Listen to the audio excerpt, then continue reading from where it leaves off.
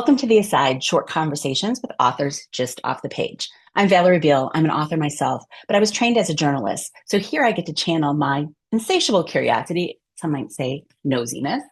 Each episode features a focused conversation with an author about their stories, along with some potentially quirky questions you might not be expecting. If you love reading, writing, or simply learning a little more about some of your favorite authors, you are in the right place.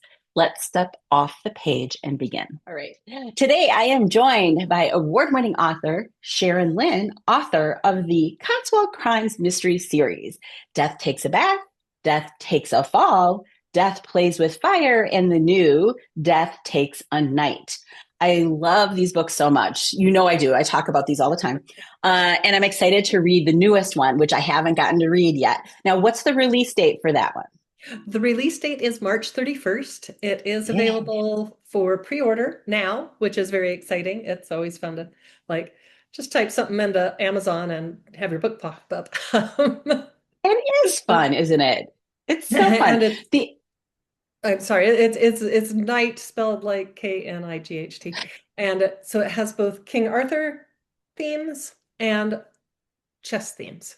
So This is very exciting. Now, I don't know a lot about chess, but neither do I'm an Anglo. Well, now I. maybe I'll learn a little bit more. I'm an Anglophile though, so I naturally gravitate to these books because the setting, of course, is in the Cotswolds. Um, and these characters, I just love your characters too. Just this is always so much fun for me. I get very excited when there's a new book coming out. So tell us about your love for this, setting, this idyllic part of And it England. is. Except for all Sometimes the you'll dead, I would say except for all the dead bodies. No, go except for ahead. the bodies, yeah. And sometimes you'll hear people from England will say, well, the Cotswolds isn't really England. And it's like, well, it's the England that I go to. So for me, it is. In this book, our heroine actually travels outside of the Cotswolds a little and she's still in Somerset. Um, but she goes to Glastonbury, which is south of the Cotswolds. And she's so bad at maps, she doesn't even know she's done that. So, but she stays always in Bath. That's where she lives and is working at the Roman baths there. And she absolutely loves it. And I lived there when I was a teenager for a little while, and so that's for me. That's home. That's what you know that's what I know. And again, to me, that's what England is because that's where I Yeah. stayed. And it is just a beautiful, if anybody listening hasn't been there, even if you're going to spend your whole trip in England, in London, you still want to take that day trip to Bath and see the Abbey and see the Roman baths because it is just stunning. And if you're a Bridgerton fan or a Jane Austen fan or a Downton Abbey fan, there's all Yeah. kinds of locations there.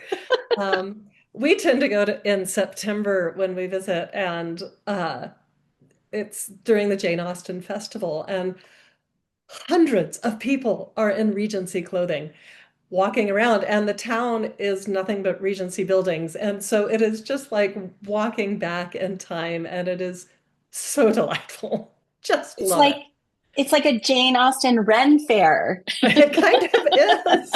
Well, and the first time we saw people we didn't know, we thought there was filming going on, but everybody was taking selfies with everybody else. I'm like, this can't, and they're letting people go into the park, so it can't possibly be filming. But yeah, so I mean, it was like Brigadoon. You just, it just popped up. It's great. I so want to go to this. Do you guys dress up now when you go? We do not. Oh, okay. They don't like That kick you out or anything. that requires a level of sewing knowledge that I do not possess. I'm really good at monster makeup. I mean, if it was zombie day, I could totally be into that, but nobody wants that. So, Well, there was that book. What was it? Pride and Prejudice Prejudice and and Zombies, yeah, Zombies. So, I don't that one I could get into. know.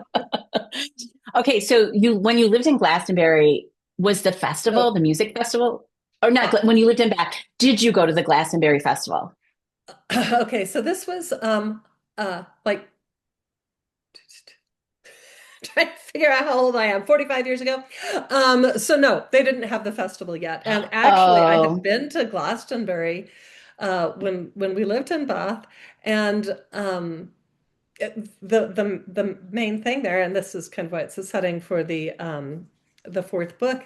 Uh, there's this amazingly huge abbey that had been knocked down, and because Henry VIII decided that the monasteries had way too much power, way too much money, way too much land, so he took it all.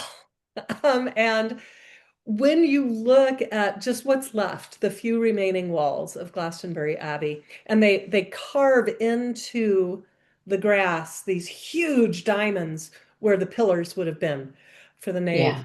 And I mean, even in that completely tumbled down state and being mostly grass, you can still see why he was scared of the power that the church had, because it is just this amazing, just yeah, like you get tingling. It's like, oh my gosh, this was huge and so beautiful. So you have that. So the first time I heard about the festival, I thought they were doing it on the grounds of the Abbey, and I was like so Oh, right, shocked. right. So when we were You're there like, this is this last time, okay? This doesn't sound okay. So keep yeah, going. I was Sorry. like, no, it's sacred. So I dumped a body on it instead. But yeah, no, the festival is outside of town. I do that a lot. The festival's like kind of like Woodstock. It's out on farmland, so it doesn't bleed over into this quaint little beautiful village as much as you might think. I mean, I've seen, we've watched bits and pieces of it on TV when they have like different Mhm. performances and stuff. And I always think it would be a fun event to go to. Um, you know, 100 and combine, stages. I mean, yeah, yeah, it's a lot. There's a lot it's going on. it's That big. that doesn't happen. I'm sure that doesn't happen at the same time as the Jane Austen Festival, though, does it? Probably not, no.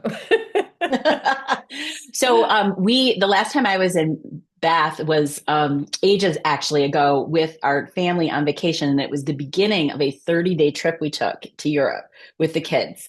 Now they're all grown up and adulting and all that business, but they were younger, obviously. And we went on down to Lyme Regis because I'm a Jane Austen fan, and that was very fun. Have you ever gone down to Lyme Regis? Well, we have not. It's very fun. We could do an entire Jane Austen tour, but this whole festival thing sounds like a blast. Now I got to put that on my And calendar you as can a also have someday. tea at her museum, which is the museum has high tea and it's lovely. There you go. And say pinkies up, right? Okay, And so this is interestingly, her museum is near Mary Shelley's museum. oh, for real. Yeah, Wow. Mary Shelley wrote much of Frankenstein while she was staying in Bath. So Huh. the Bath claims her as well. And it was this last time during the Jane Austen Festival, they had a stage production at the Royal Theatre of um, Emma. Oh. And it was so good. And Jane didn't really like Bath all that much. She kind of felt like she got stuck there, but Bath loves Jane. Um, so yeah, there's So there's during the play they say, and for goodness sakes, don't go to the theater in Bath. that's funny. I love It that. was funny. It was hilarious. It was a great production. Okay, so I mean, this is a very calm, a very, bucolic setting. It's lovely, but you throw dead bodies around all because you can't have a murder mystery without a dead body, right? I guess at some point, right? So this is interesting to me. I mean, I know where you pick the setting, but how do you balance that, the darker part of your mysteries with the, softer setting, shall we say? With the jolliness. Well, and I have he's become a friend at this point. But my first book, he was my police consultant, retired detective from the Avon and Somerset Constabulary, and he's like, if you want crime, if you want fun, then you set it in Bristol. That's where all the good stuff happens. He's like, nothing happens in Bath. nothing ever. I'm like, well, I'm gonna make it. Uh, so yeah, I mean, basically, when you're writing a cozy, you have to draw from Agatha Christie, and she just, it's like so brilliant just across the board. She balanced that, oh dear, there's a body in the library. Um, we'll need to have tea outside. She balanced that so beautifully that I try to use her as my inspiration for that. For a long time, I didn't want to write mysteries because of that. It's like, no, this That's is cool. horrible. It's horrible. And there's just no way you're getting over it. So I tried my first book, I tried to write as a romance, but I don't read romances, I read mysteries. And I just wound up throwing a dead body in there. I'm like, you know what? We're just gonna write. Well, I mean, but you have romantic elements, and I think that's really fun. But I mean, of course, you would never call that, it wouldn't live in the romance category. Right. But I like the tension of the romance too, right? It Yeah, makes it yeah, got fun. It makes it got fun. got lots of couples forming up. I mean, they're late teens, early 20s. So, you're gonna have a lot of do I like this person? Don't I like this person? Am I settling? What's Yeah. happening? And Dating that's dating angst. right. And that's a great age for that. When you're older, I think you need need to be a little steadier with Well, I not think, yeah, that's not that I know, because I've been married for 40 years, so I've had the yeah. same date since I was 19. Uh, No, but that makes sense. And maybe so the next question I had kind of meshes with that. So you chose a protagonist who is she in her late teens when we start this she's series? she's 19 in the Yeah. first three books. The first Oh, three books take place in just one semester, and then right. the continuing books will take place one semester each, rather than Oh, than that makes sense. than Okay. three So bodies she's in one semester is a lot. it was a lot, but you had to kick off the series with a bang, so that worked Right. out. But so she's college age, and I'm like curious. I mean, is that the reason, in a way, that you picked that age that you could throw the romantic elements in, or did you pick that age for a different reason? Several things, actually. I'd written this romance that I then threw a dead body in, and the star of that is actually my main character's mom. Um, Oh, she's a college professor, and my daughter said, "Write something for me," and so I did for her 22nd birthday. I gave her Death Takes a Bath, um, and as one does. so. Um, I was trying to do something for people her age, because a lot of times there's a barrier for younger people, young adult, because young adult would work for that as well. Mhm. There's a barrier because the protagonists are invariably 35 or older in a cozy. And Mhm. so there was a little bit of yeah, actually it would be nice for younger people to realize just this is a really, really fun genre. And so Yeah, there it was is. that. There was when I was in England, I was 16, my sister was 20. So a lot of the experiences that Maddie has, we had. Um, so, it was really just like kind of a write what you know. Um, and also I'm a college professor, so I Mhm. deal with 19-year-olds all the time. And um, if you ever saw the movie Inside Out, where the Disney movie, where they Yes. she's as she enters into puberty, she has all these islands that are crumbling and more that are building. That is absolutely true. That is brain science. There's a lot more than what they have in there, but Yes. that is how the brain works. It remaps when you're 2, it remaps when you're 10, and when you're a girl, it remaps when you're 19. And so for those people out there who know a 19-year-old and think they're crazy, they are. Um, and for boys, actually, it happens again when they're 26. So boys' brains don't Oh, fully finish growing until they're 26. But yeah, it's a time in their lives where they question everything, they know everything, they know nothing. They are simultaneously the smartest and dumbest people on earth.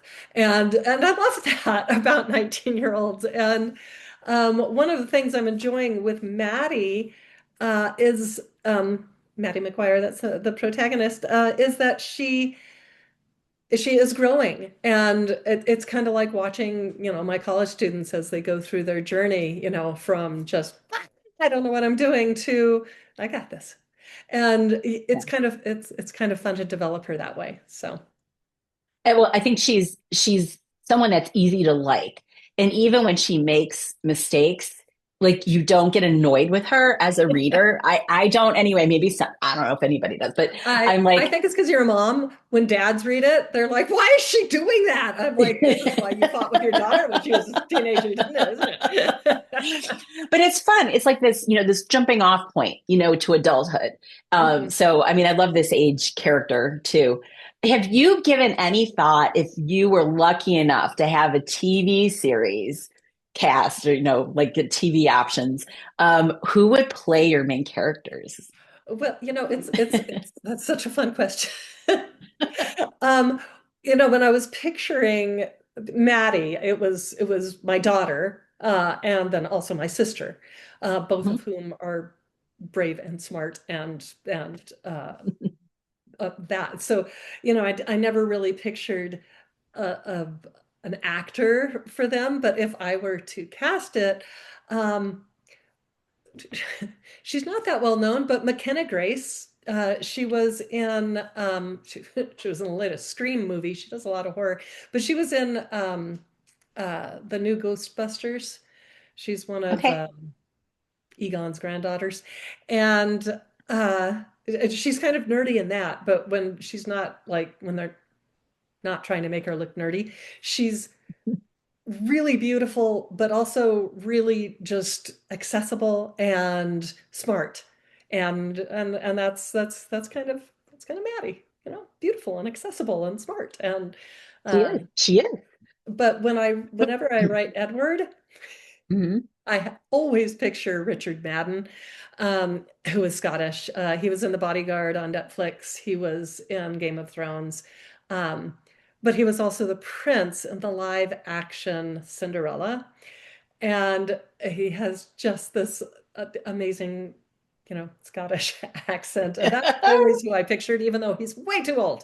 That's who I always picture when I write Edward. Do you need just need a younger Richard Madden? Does that Right. Yeah. exist? Just type that in and you'll be like, oh, yeah, that is a dishy constable, isn't it? That's so fun. I actually haven't done this for my book. So I always like to ask this question, but I wouldn't have a clue yet for my book. So I'm glad you thought Well, and about it. So yeah, you've got that whole Irish thing going. So, for crazy. You got to have, the, what's interesting to me is so many times that we don't realize that we have someone with an American accent is presenting with an American accent. And you're like, oh my gosh, they're actually Scottish. That's crazy. That's a crazy leap. Spider-Man. Spider-Man is 100% English. He is totally British. And yeah, when you hear Tom Holland talk, it's like, no, you're Spider-Man. I always think too, the I can't think of her name. The actress that plays Beth on Yellowstone had no clue she was British. Yeah. No clue. I'm like, okay, whatever. But I wish this for you. I'm manifesting this for you that someone will option your series for TV because I would love to see this play out on TV. I thank you for manifesting that for me. I would love it as well. Um, the Agatha Raisin series Mm-hmm. on Acorn, that I think is the perfect like audience. They refer to that as Technicolor Cotswolds. And I mean, I love MC Benton.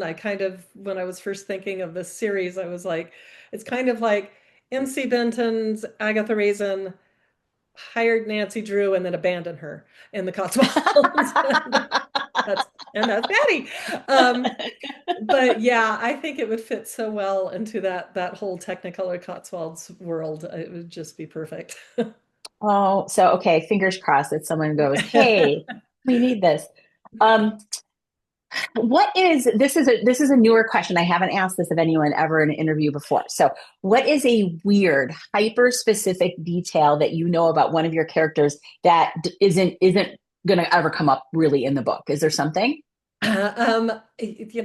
That actually is a funny kind of question because I do go through and I make all of these uh I fill out all Yeah. of this background stuff. And when I was filling out the entirety of the background for Edward, because when I first wrote Edward, um, my daughter said, Edward's boring. He's just hot. You need to give him some backstory. I'm like, all right. So I did this whole backstory for him that actually plays out in subsequent books where it's like, okay, why all of a sudden he's and that takes a fall. He disappears back to Scotland and you find all this stuff out about him. So when I get those really funny little details, I I like them and I put them in. So Yeah. like when I was kind of doing that for Maddie, I created this whole little story of Maddie at her freshman year in college. Okay. And I have this whole short story where a friend of hers is going to her grandmother's funeral um and I discovered when I was writing that Maddie is the kind of person who will take vodka to a funeral. Oh, oh, I She's a love rule it. breaker. Does she have a funeral-esque flask or something that like No, it was just, little cheap, the little Stanley airplane version. bottles? But, I Isn't didn't know it? that about her until I started writing that story. So, Do you give that? Is that story one that you give away if people like sign up for your newsletter or something, or where does that story live? for you and I are both Blackbirds. We have Mhm. the Blackbird Writers Group, which is 24 authors that span cozies to international thrillers to, like romance, um, romantic suspense. So we have everything.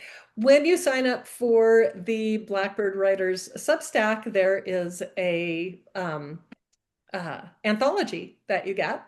And in that anthology, I actually have a short story with Simon, who is Maddie's aristocratic co-worker, and his aunt, who like runs the volunteers at the Roman baths and is quite imperious and is based on my grandmother.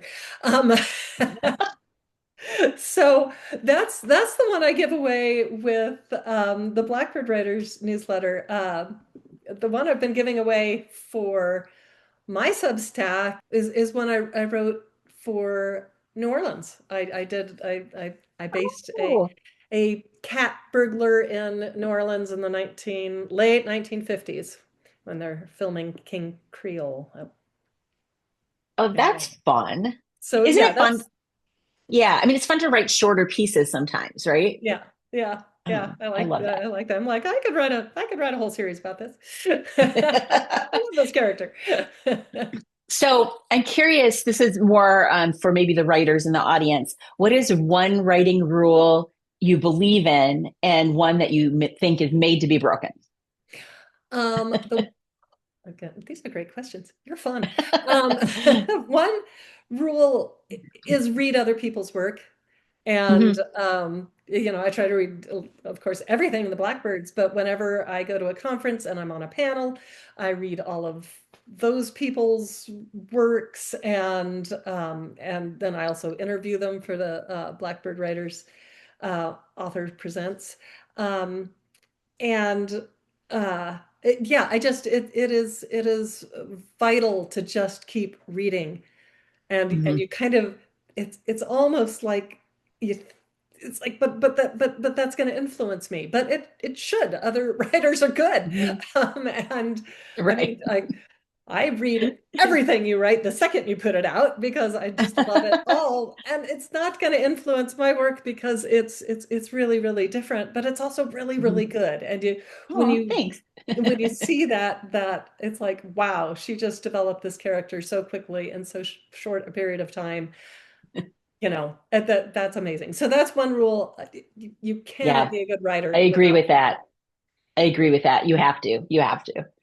Um, And what do you break? what do I break? You know, when I kind of got started and started going to conferences, so much of the advice was you have to write every single day. And and set a goal. And you could even like in Scrivener and things like that, set a goal or have your word count, off to the side so that you make sure Mhm. you get to your word count. And that stresses me out to the point that it paralyzes me. If I miss a goal or I miss a day writing, I'm like, well, I'm a failure. I should just give up entirely. Um, and I can't do it. Even when it's a kind of like a bigger goal of just trying to do 10,000 words a month. Again, if I miss a month, I get so distressed about it that it paralyzes me. So that's one that I'm like, no, right when you can. If you're the kind Right. of person who needs a goal, use the goal. If you're the kind of person who does not, don't. Don't don't set barriers for yourself. Right. And that also goes with don't for some people it's like, okay, one of our blockers, Lori Buchanan, does this. She goes into her office, Yes. she writes for 4 hours Yes. every morning. She is so disciplined and so amazing and puts out great books. I can't do that. And I can't just be like, I can only write in my office. Mhm. I take my iPad with me wherever I go. I'll write when I wake up in the morning. Sometimes I'll write in the afternoon. Sometimes I will take it to a coffee shop. I will go anywhere. So yeah, I try to just be free with that. Well, and I think that's when I break too. I've never been able to do that. And I try to block out certain days where I just don't overschedule myself so that I have the freedom to be creative. Mhm. One thing I've tried to change a little bit for me is that I've tried to not be so rigid in that I feel like I need big blocks of time. That if I have an hour, and you can actually get some progress on a work on a project in an hour. You Um, know what? yeah. I'll do it at lunch, Hmm. Yep. I'll finish teaching and just instead of doing a crossword puzzle. Yeah, right. But because even if you just do like that little like 10 minutes, reading what you wrote last time, it keeps the thread up and it keeps it going. And Yep, that's I helpful, I agree. think. I Yeah. agree. Yeah, I never like that right every day. I mean, I think practice is good. I think consistency is good, but it doesn't shouldn't hem you in from, Right. being able to like live your life, right? Right. Right. So, I mean, you have other responsibilities. You're working, it's not like Yeah. I don't know. Okay, this is my other fun question. If you could have a dinner party with five guests, living or dead, we're not going to be care. You can invite ghosty people. Who would you choose, and why would you choose them? Shakespeare. Because I teach Shakespeare. I love Shakespeare. My Maddie's mom is a Shakespeare professor. Um, so definitely just that understanding of human nature. Shakespeare had smart people say stupid things, and stupid people have say smart things, and it's like the best advice you're ever going to get in your entire life is Polonius in Hamlet, where he's like, don't lend money to your friends, don't dress for Good success. advice. I mean, it's great advice, and he's giving it to his son who is late for getting on a boat to leave. So he's not listening. So it's just that understanding of human nature, and even Hamlet with his I'm really depressed. I know it. I can't fix it. You know, and it's just amazing. So that would be a very fun conversation. And of Very course, fun. Agatha Christie would be there because I absolutely just love everything she wrote. Um, and this one's kind of funny, Mandy Patinkin. Um, he's I love a good Broadway musical. I love his voice. I love his piano work. He seems like he would be a fun person to have at a dinner party. I Um, agree. maybe if he gets bored with the authors, he could just go, take a little piano. That'd be fine. Um, and you know what? I don't like big parties. That's kind of where I would stop. Okay, that works. That would be, I, can you imagine? I, I mean, I'm a I small love it. gathering kind of gal. I love the idea of doing this though. Like if we were allowed to do it, can you imagine the conversation between Agatha Christie and Shakespeare? I feel like that would be a fun writing exercise. Well, and Agatha, actually, Sherlock, or not Sherlock Holmes, Arthur Conan Doyle would also be there, because I put Shakespeare or Sherlock Holmes in every book, so he would be there as well. Yeah, right. But Agatha Christie, she did such intense research on everything that she did, and I don't know if it's apocryphal, but there was a uh, interview she did where she's like, yeah, and I still need to find the like leading expert on Mesopotamian pottery or something like that. And Right. the interviewer said, that's you at this point. You've done more research than anyone on that topic. Super fun. I love it. So what are you currently reading? What's on your desk right now or I your am, nightstand or whatever? I just finished a book by Salman Shaheen called Freeborn, which takes place in a little village in England and is just really deep dive explore on AI and kind of society not the society is so far behind, creating how we're going to deal with this compared to this, which is AI. Yes. Yeah. It's a murder mystery, and it's really fun. And actually, I have an interview coming up with him this month on Oh, that's Blackbird exciting. How Writers fun is Presents. that? Um, Yay. so that's very fun. I'm also reading GP Gottlieb's latest in the Whipped and Sipped series. She is a fellow Blackbird, and Mhm. it's set in Chicago, but it's still cozy because she's just in this. Her main character's in this like apartment tower, and it kind of everything just takes place in that tower, and it's just including It's the kind of cafe. um like what is the series with Martin Short and like Oh, the only murders in the only building. murders in the building. Yeah. And I always find it fascinating that you can create a cozy neighborhood anywhere. Anywhere. Yeah, even in New Yeah. York or Chicago. Yeah. Right. I have that one queued up too to read. So I know you just finished, getting all your edits in and everything for your fourth book. Are you writing the fifth right now? What are you writing? Anything? I am writing the fifth. The fifth is Death Plays Croquet. Oh, And did I you love it. know that there is a World Croquet Championship? They and it is world. It is like the players go to Australia and England and America, and it is a world thing. And first off, I didn't know that.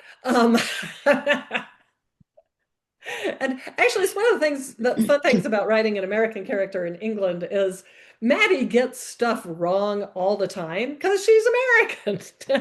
So I adore that actually. I really do.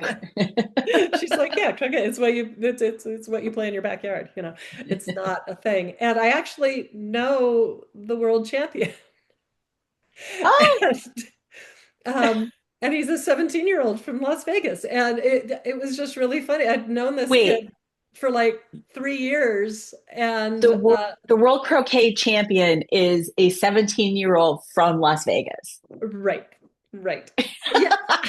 And he's probably 18 now, Yeah, maybe but even 19. still. But yeah, I'd known him for like 3 years. And then it's like, I was talking to his parents, and I'm like, why isn't Blake here? It's like, oh, well, he's in Australia at an event. I'm like, what?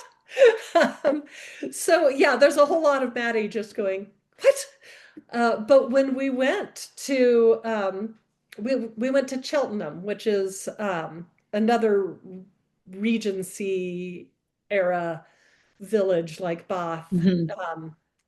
in the Cotswolds. and they do occasionally host the World Croquet Championship there.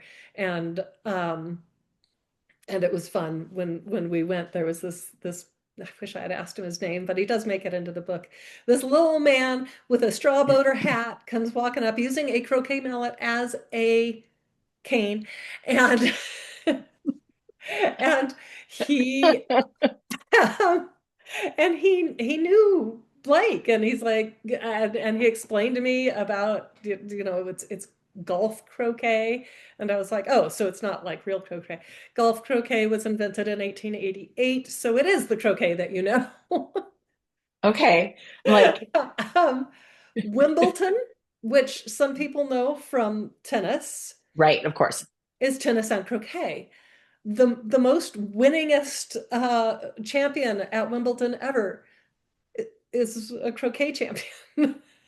I just I don't think I ever realized that. And oh yeah, and that this is actually, this is why I always go, even though I lived in Bath for a while, I always go back to research, because you just you run across things that you wouldn't know otherwise. well, So right, right. So I spent my semester abroad. I was 19, and I was on the west side of London. So like I feel had some, affinity for. yeah. I wasn't as advanced in my, studies as she is, because she's, an intern there. But I think about that. I go back and I'm like, oh gosh, I feel like I should have learned that, whatever. I mean, how many times did I go past Wimbledon on the tube and stuff? Like, I didn't know there was croquet there too. You're Like, right, how right. did I know that? I didn't know that. Well, So, in London, I mean, man, it's huge. I mean, you can spend all of your time in London and not cover oh, any of it. Um, easily, yeah. easily. Yeah. So I'm inspired now to go back. I feel like a little English vacation could be in order. But in the meantime, what I will do is I will read your next book, and it will transport me briefly as an armchair traveler to a wonderful part of England. So, but thank you for joining me today for this new interview series that I'm up to. I really appreciate it. This is fun, and you gave some really awesome answers. This is so much fun. I love asking nosy questions. So thank you. Yeah, thank you so much for having me. I always love talking to you and talking to you about Great Britain, and it just yeah, you're fun, as I said. So Oh, thanks. this is Thanks. always great. That's it for today's conversation on this side. Thanks for joining me. And if you would like more interviews like this, please be sure to subscribe.